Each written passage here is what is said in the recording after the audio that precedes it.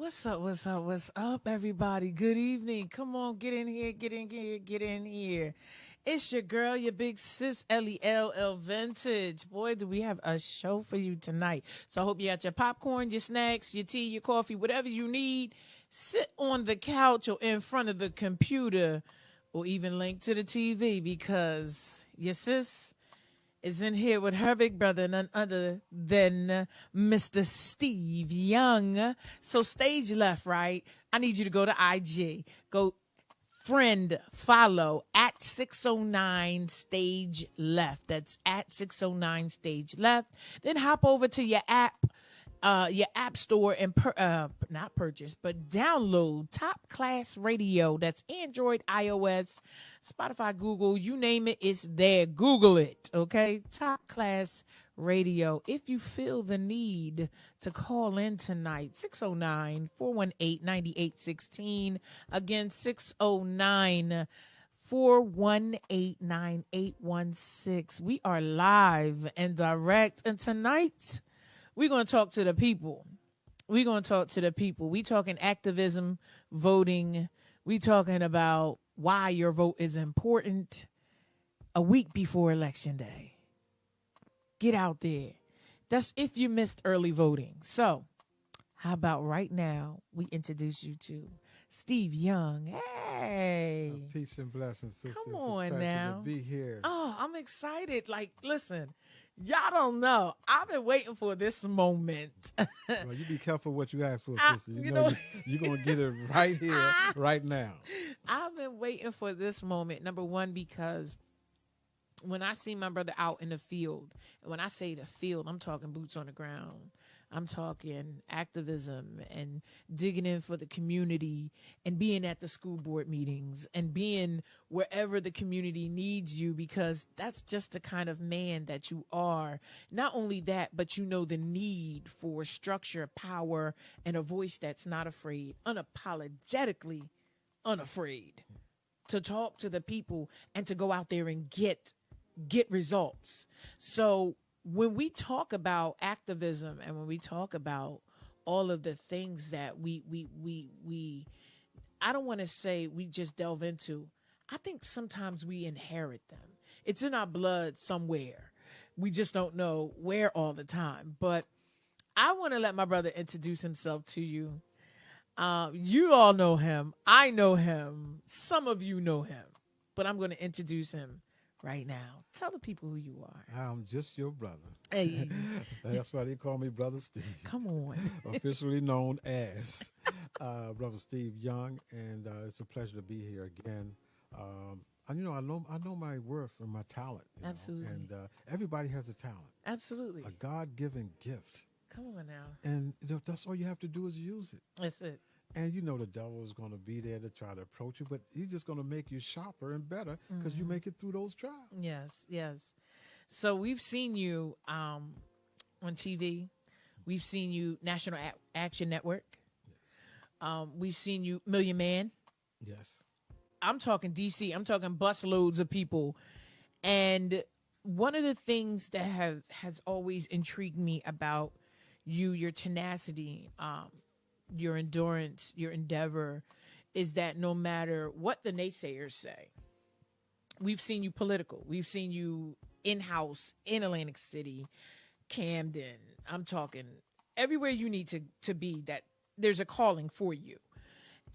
But one of the things that intrigues me about what you do is that they're going to bite, but you bite back. You growl back.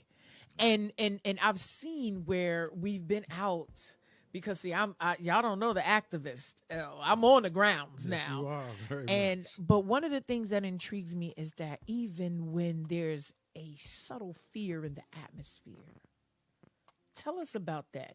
Tell us how you triumph through that. Even when you see the police, you see the FBI, you see the big dogs are out, and I'm not talking just like guns and holsters. I'm talking about in hand.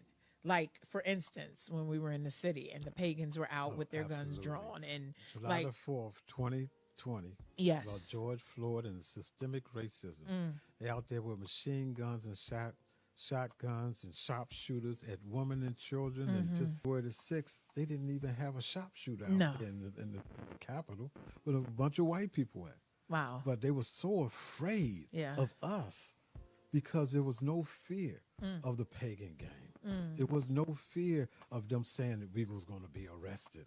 Yeah. We see, our life, we've been chained for a long time. Come on. And I mean chains on the brain. And if you don't let those chains go, you will always be in fear. Absolutely. So that's part of what makes it fearless. Right. We want God-fearing people. We don't want people to just say, when it's comfortable. We got too many people in the comfort zone. Right. And I know what Dr. Martin Luther King and others went through because, you know, a lot of people don't want to walk them footsteps. No. You know, you can't fit the shoes. I can't even fit the shoes. But the footsteps, they was blooded and stained from the shootings and the blood of all the people that was lost. Just to have a right to be a part of this Constitution, Yes. Yes. which we are not part of it at all. But to have the right to vote was a very challenging thing, as well as when it comes to the economics. Absolutely. Being treated equally. And as a human being, and that's one thing I love about Malcolm X. Malcolm X went to the United Nations Yes. and basically spoke about freedom and a human right where everybody can actually be equal Yeah. and be shared Come on with the now. strength. So, you know, the fear, nah. No. You know, I've seen so many bullets with my name on it. You know, Listen. and I know there's still some more to go. Right. But when it's time, one thing nobody knows, their time. You don't Yeah. know what time you're going to be born, and you don't know what time you're living here. So that time between, you might as well live it for the best That's right. of being submitting it to the will That's of the right. God that you believe in. Absolutely. And when we're talking about being for the people, we work endlessly, effortlessly, sometimes long hours in the day and in the evening, just to accomplish what we call a line of protest and putting together an actual sheet, papers, pages and pages of names of people who will sign a petition and take that petition to where it needs to be delivered to. Stand out there. Sometimes you get spit at. Sometimes the door shuts and slams in your face. Sometimes people just watch you through the window. And I guess that's the part that hurts the most. The people that stand in the background Yeah. and say, well, that's not their fight. Right. But they're the first ones to jump out front to reap the benefits from your labor and them bullets being at your head. Come on now. You out front with on an issue, but yet you have these Uncle Tom and these Aunt Susie's come Yeah. up, pop up and say, oh, no, give it to us and you don't have to deal with them. Yes, absolutely. That's a problem, and that's something that our young people starting to realize. Right. That's why when they say Black Lives Matter, that was a statement. It's not no organization.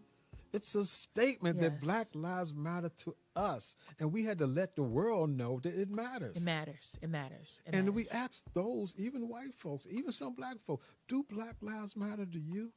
And if it does, why are you going to kill another brother? Wow. If it does, why are you going to continue to lock us up and beat us down? If it does, why we don't have a place where we can be born at? Right. And feel like we're a part of it and be appreciated for the culture that we bring. It's amazing to me how we watch people delve into our culture. Okay, you know, we were talking to some young ladies and we were telling them about the history of having their hair braided and the meaning behind it and why when our tribes in Africa and Guyana, those places, why women chose to braid their hair. They were utilizing it so that they remembered the area, the demographies, the maps of where they were and where they could find certain things. But also, many people don't realize that our women, our tribes, and our culture rolled pieces of okra in their hair to hide from whenever they were in the fields, the slave masters would come, and the okra was for them to utilize for medicinal reasons and things. And so the history behind all of that meant so much. I'm gonna say for me, learning about that, because it made the reason why I chose this life and why God allowed me to be able to be a part of this. It meant more to me because now I have a purpose and a reason. And a lot of people don't understand that. They don't know that part. And well, that's the part that's been taken out of the books, the history books. I mean, when we was brung over here, they only talk about when we was brung over here. Right. What about the kings and queens of the millions of people and the infrastructure that we have lived for thousands and thousands of years about? They don't want to teach our young people about that, because if they can teach you that you're a slave and you're going to stay a slave, the mentality that you will continue to be that. Absolutely. And so we got to learn to break that chain Right. of that thought. Just like you were saying about your hair. I mean, the cornrows. They don't call it cornrows for nothing. Nothing. That Come on road, now. some of the cornrows led to the road of freedom through the Yes. road, through the line that was in the hair to make the cornrow. Absolutely. To tell you which route to take for freedom. Come on now. So there was things like that we spoke about and we know about. But you think that's going to be taught today? No. Because what happened, we're a commodity. We're still property. Absolutely. When they say state property, state, everybody been to jail. Yep. What does it say? State versus your name. Yes. State versus your name. That means you're the property of the state. And so you have to challenge a whole state system that you're not even in. And we're talking about a constitution. You have a constitution of the state. And you got a constitution of the United States. Right. So where do you fit in Exactly. as a black person? Because all the years of the political makeup of this country and that constitution, it was just a working document that have not worked. Wow.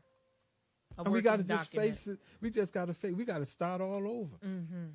And what happened is, after what happened to George Floyd, all the minutes of seeing a black man choked and strangled to death on the ground by a black man, by a white man, and being handcuffed at the same time, the world seen that. Right. They seen the pain, and we were at home during COVID. So it was a time where we say, wait a minute, why are we still being treated like this? Right.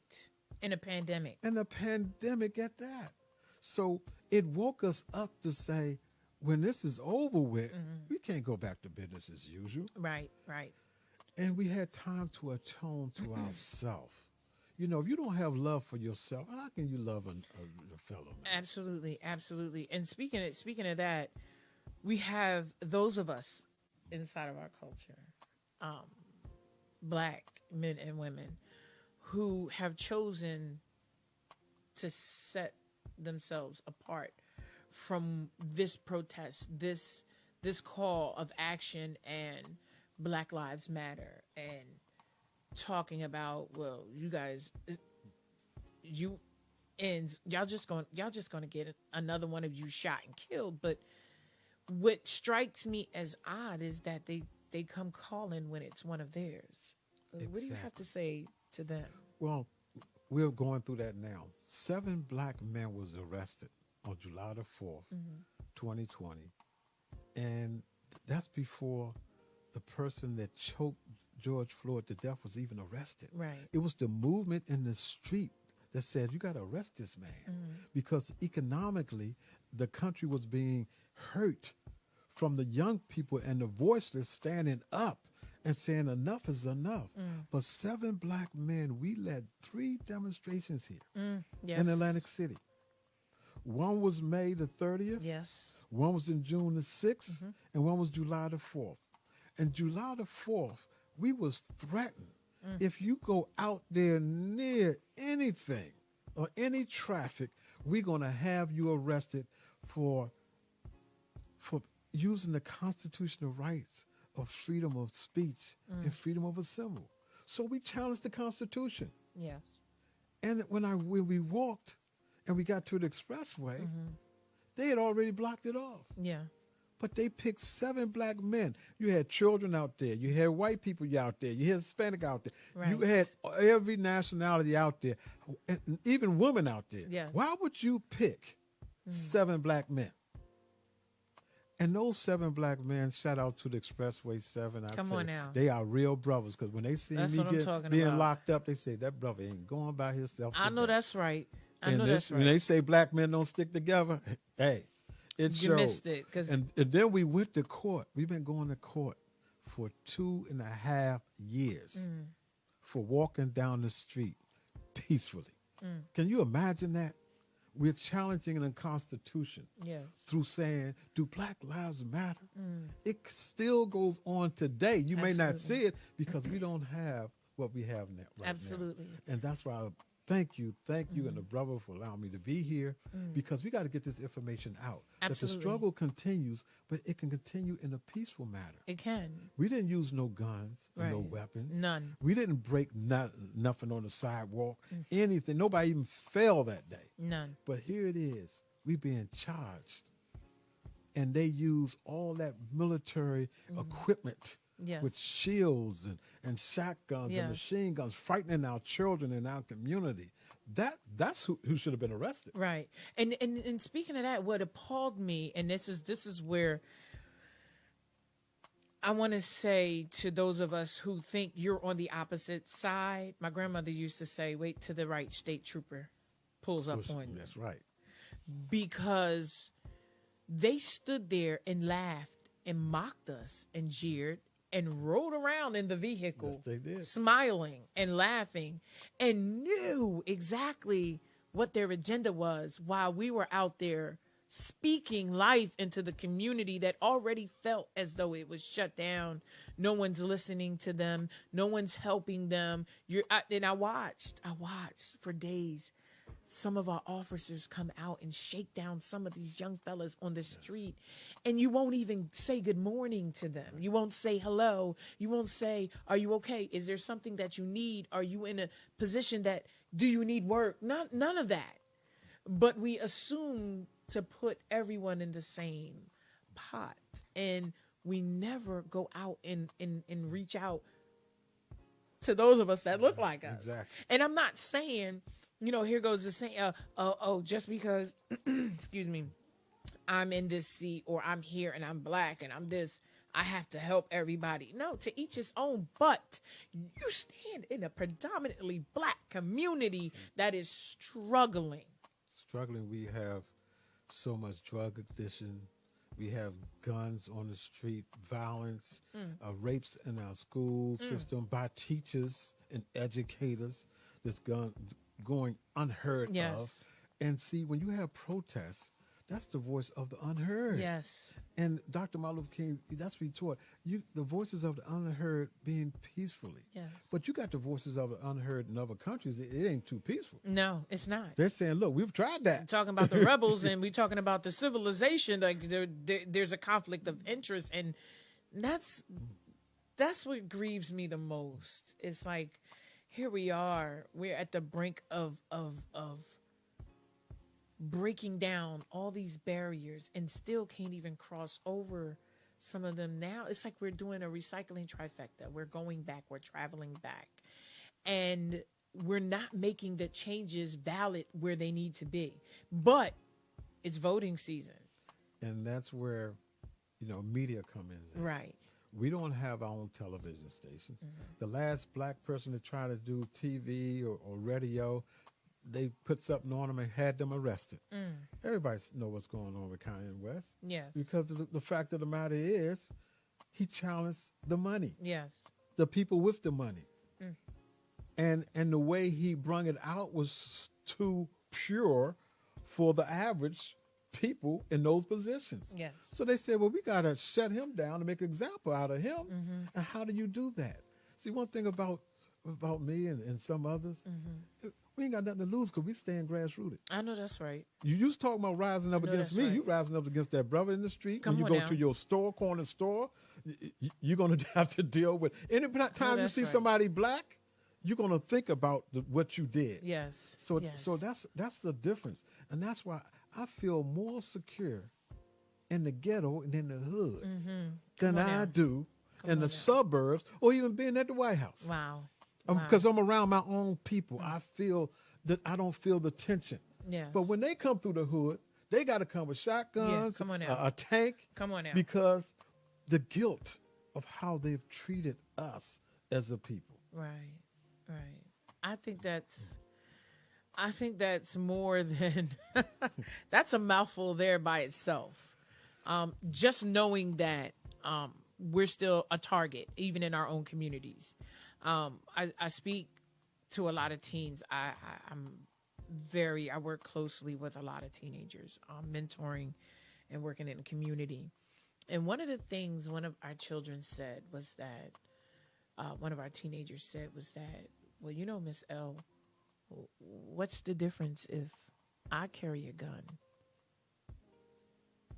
than the police officer who's carrying the gun, but he shoots at us because we're in the wrong place, or they assume that we're doing something wrong, or he draws his weapon because he feels like he should have the right to do it. And I looked at him like, and it's amazing to me to know that we have all of these superiors, again, these people that are in these places that look like this, but they're targeting our young men, and they don't feel safe in their own community. And that's why we have a lot of guns on the street. If the police is not enforcing the law and they're doing it discriminatory, especially with our young people, Yeah. and at the same time they're not protecting you, Wow. you got self-preservation is the first law of nature. Even Absolutely. a dog protects a puppy.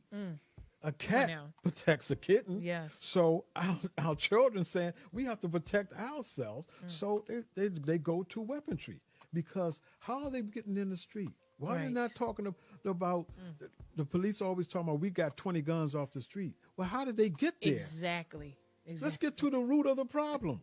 They don't want to tell And that why part. are our children saying they want to use a gun? Because they see guns used against them, their mother, their father. They see social media with all this weaponry. You can get a gun quicker than you can do a cell phone. Yes. Isn't that something? Or alone. It's definitely alone. Come on now. It amazes me. And one of the reasons why I do protect my own boys, shout out to my 3 kings. I love y'all. And my queen, I love y'all. But one of the reasons why I consistently protect them, and I always give them the background of it. Think about it this way. Because the protection, you don't know if they're just walking to the store, if someone's going to, and that's a shame that fear or that mind state is there. But those conversations have to be on the table now, because we don't know if you walk out this door, whether you're coming home. We're praying your safety, but we really just don't know. And that's what I'm saying. Atlantic Avenue, Atlantic City, perfect example. In daylight, people getting shot down Yes. in the head. Young people, they catch them later, but there's no prevention. Now, if you can't clean up a 1-block area, and you got all this police force, you got the transportation authority with guns and police, you got the sheriff officer with guns, Yes. you got the police department with guns, you got the college and university with guns, you got some of the casinos with guns, you got the DEA, FBI, Yes. you name it, with guns in one community. And you got our young people with guns too. Wow. So who's safe? Nobody. And I tell the young people, where's your faith and your belief? Wow. Now, if you believe in Islam, you believe in Allah, your protector, why you need a gun? Right. You believe in Jesus, Right. Why you need where's a the gun? faith? Come Why on you now. need a gun? Where's the faith? Even with the Jewish community, with the Torah, the Bible, and the Quran, what they had in common with Moses, Muhammad, and Moses, they walked the street Yes. without a weapon. Without a weapon. So where's the fear that our faith base is saying Wow. they can't go out there? Wow. Our politicians got to walk around, ride around 24 hours, the mayor of Atlantic City, 24 hours with a police officer, and ain't nobody else protected. My. How is that justified? Right. When are we going to get to the reality of our purpose for being here? And the fear of God first, because that's the only one that's really going to really take your life, and send you to the hereafter. It's not going to be when time when you get shot, you may not die. Right. So those type of things is very important. And like you said, when you work with the youth, and I'm a foster parent for last 20 years, so I bring children that's out of any type of direction in my home, and educate them and teach them to go to the college and universities, or sometimes to get a trade. Yeah. But life skills. Are they teaching them basic life skills in school? Do you think? No. Are they teaching them home That is long economics? since Are they gone. teaching them those things? No. But yet they have 6 hours or more Right. of the minds of our children. And now teaching them from a computer, not even a book. It's not even how to sign their name. It's so true. It's so true. We speak about that all the time. It's just. But the solution, let's talk about the solution. Let's That's talk the about problem. the solution. We know the problems out there. What's the solution? The solution is we need to have the community come out and speak up. Not only that, but we need to have advocates that, especially for our families that don't know what is available to them. The resource, the advocate. The solution is to come out. The community has to speak up about these things. It really can't be 3 or 4 people. It has to be an entire community. Well, what it is we need what we're doing now. Right. Information is power. See, they control the information, so they control the mind. If we had our own television station, Oh my. if we had our own network, Right. where you can actually go to get our news, daily news, or what's good or bad, or even what's happening in our community. Right. Just think the difference we would be. We would feel inclusive. Wow. But when you don't see that, you feel like you're not part of this system Right. that's going on. Absolutely. So the solution is having that tool and then matching the resources Yes. with the means.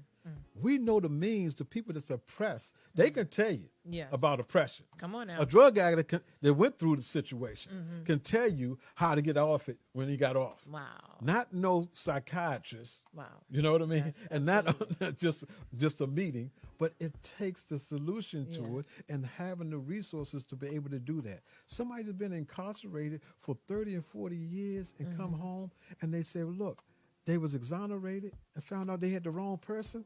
Can you imagine how they feel? That's And trying, how do you make up for 30 years of time can't. in prison You can't. of being a slave for all those years? you can't. And the thing about it is, the solution is he can tell the rest because he's been in there. Yeah. See, I've been locked up, so I know how to tell a brother, look, you had 24 hours. Wow. Or sister, you had 24 hours in a cell. You had time to think. You couldn't move, couldn't go nowhere. They told you when to eat, when you can go to the bathroom, and when you can shower. But when you come home, Yeah. you got all this time, and you don't spend 1 hour a week to yourself. Just think how much power we would have Right. if we would even talk to each other Wow. and talk to yourself and look in the mirror and tell yourself how much you love yourself. Hey, come on now. 1 hour. You're worth it. You deserve this. If you can do it locked up, you got Yeah. your freedom. See What's now? the problem? Come on now. So the solution is get to that. Yes. Get to know yourself. Love yourself so you can show some peace through the world. That's the solution. Come on now. So you heard it here on Stage Left, IG at 609 Stage Left. The radio station is Top Class Radio. This is your girl, your big sis, LELL Vintage. And this is my big brother, Steve Young. Before we get out of here, and this is going to be quick, I saw a interview with Trump, Donald Trump, 45. And he said, I'm not afraid of anyone else. I'm afraid of what knowledge will be and what knowledge Black people, I'm not afraid that they'll get here and get here. I'm afraid of the knowledge that they gain and where they'll take it. I said, wow, he's afraid Where for us to inherit and to know that knowledge and to gain that perspective. And you know where he got that from? Atlantic City. Right there on Virginia Avenue, 31 North Virginia Avenue, with a bunch of Hispanic and black people. And I led a demonstration when he wanted to widen the road to go to his Taj Mahal casino. Come on now. And we said no. And they was about eminent domain, using government and everything, saying, we're going to take it. Yeah. And we said, no, you're not this building. So we blocked off the street with trash cans. Come on. They sent SWAT team. See? They sent the fire department. They sent police department. I'm talking to them, negotiating. First time in my life, I've been through this. I have never been through this. Wow. I'm on the phone negotiating with the police department. You got any weapons in there? Wow. We're going to have to come in there if you do. And I'm like, if we had weapons in here, you think I'm going to tell you so you can burn us down like you did Move? This was year after Move. Wow. Now, this was in July of 1986. So Donald Trump can tell you something because we beat him. See, that's the story not being told. Now you see why we need our own history. Right. The building is still standing 20 years later or more. Donald Trump got out of here, bankrupt 4 times, and had to give up the Taj Mahal. But we stood our ground.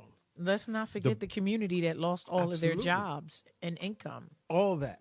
But it shows you about challenging and what he said. Yes. He knew that we're to the level now.